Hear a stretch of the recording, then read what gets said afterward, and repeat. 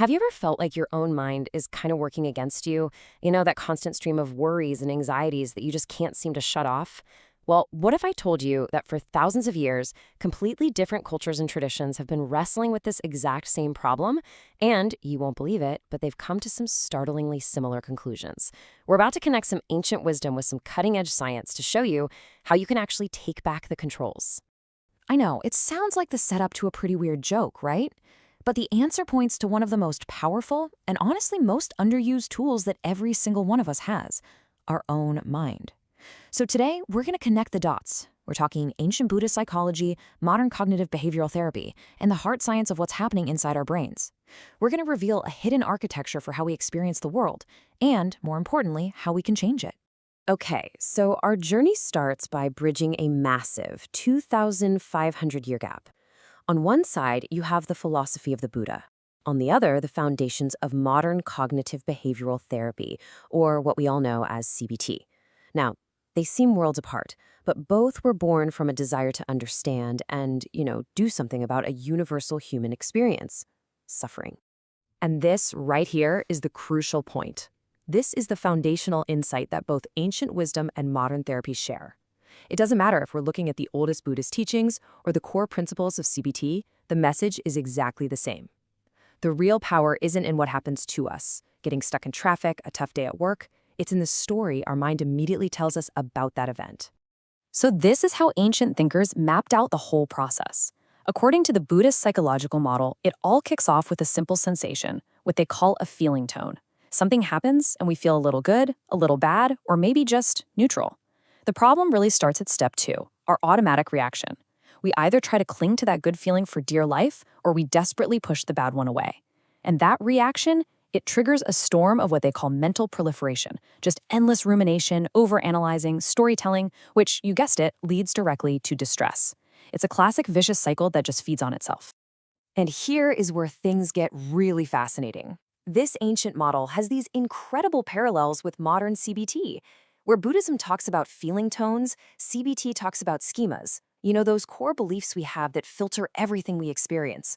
Where Buddhism describes mental proliferation, CBT calls them automatic thoughts. That little voice in our head that's always commentating. And the goal? Well, it's identical. Break the reactive cycle. Mindfulness gets you there with non-judgmental awareness, while CBT does it by actively challenging the thoughts themselves. Two totally different toolkits for the exact same job. So, if these ancient and modern models are describing the what, the mental process of suffering, neuroscience is now showing us the how. And it turns out, the ability to break these cycles isn't just some philosophical idea. It's a biological function, and it's tied to a very specific part of your brain.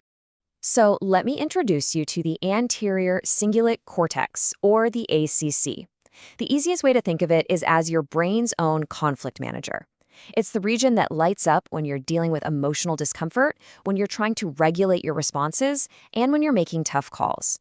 It's basically the neurological hardware that runs the software of things like mindfulness and cognitive restructuring. And what's really incredible is that research shows you can actually train this part of your brain. Every time you willfully engage in something you don't really want to do, like pushing through that last rep at the gym, or forcing yourself to focus on a boring task, or consciously choosing not to react to a negative thought, you are literally exercising the ACC.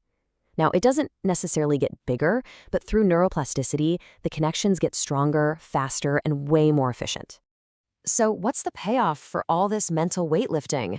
Well, a more efficient ACC leads to some pretty tangible benefits that, surprise, surprise, look a lot like the goals of mindfulness and CBT. We're talking better emotional regulation, less impulsivity, a sharper ability to pay attention. You are, quite literally, strengthening the part of your brain that's in charge of willpower and emotional control. Okay, now let's take this a step further. What happens when the mind's power to interpret and to believe is pushed to its absolute limit?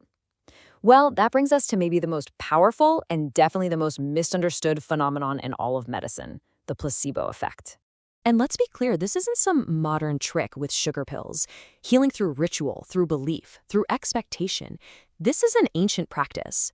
For most of human history, long before we had all these active medicines, the placebo response was one of the main tools in any healer's toolkit. To really get a sense of its power, just look at the famous healing shrine of Lourdes in France. Millions of people go there seeking cures. Since it all began, about 7,000 healings have been reported to their medical committee. Out of those, only 69 have ever been confirmed as medically inexplicable miracles. That's a success rate of just, well, this tiny number. That's the real question, isn't it? They aren't all experiencing miracles, but a whole lot of them report feeling better, or seeing their pain go down, or having their symptoms improve. What they are experiencing is the very real power of belief and expectation.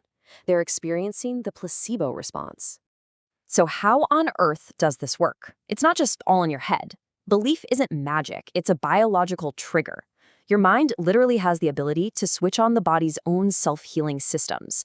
Think of it like an inner pharmacy that you can activate with the right cues. Now, it's so important to understand the difference here. A placebo effect, that's when you misattribute a natural recovery to a fake treatment. Your cold was going to get better anyway, but you give credit to the sugar pill. But a placebo response, that's totally different. This is a real, measurable change in your body. It happens through conditioning. If your brain learns to associate a pill with pain relief, it can eventually release its own natural painkillers, things like endorphins, just from taking the pill, even if there's nothing in it. That's a genuine biological event, and it's triggered entirely by expectation. So when we look back at those ancient healing practices through this scientific lens, it all starts to make perfect sense. Appeasing a spirit with a sacrifice? Well, that's creating a powerful expectation of a cure. Performing an elaborate ritual dance? That's conditioning the body to associate the ritual with feeling better. These ancient healers, they may not have known the neuroscience, but they intuitively understood the mechanisms of belief. So, we've journeyed from ancient philosophy to modern neuroscience and all the way to ritual healing. Now it's time to bring it all together. Here's how it all connects, nice and simple. Practices like mindfulness and CBT, they aren't just abstract mental exercises. They're the training regimen. Your anterior cingulate cortex, your ACC, that is the specific biological muscle you are strengthening with that training. And the placebo response, that is the incredible, untapped potential you unlock when you finally master the ability to direct your own belief and expectation. So in the end, these three very different perspectives all converge on a single, really empowering truth. The stories you tell yourself, the beliefs you hold, and where you choose to direct your attention, they aren't just thoughts. They are biological signals with real-world consequences for your well-being. This isn't about ignoring reality. It's about taking ownership of the one thing you can truly control, your interpretation of it. So the question is, what will you prescribe?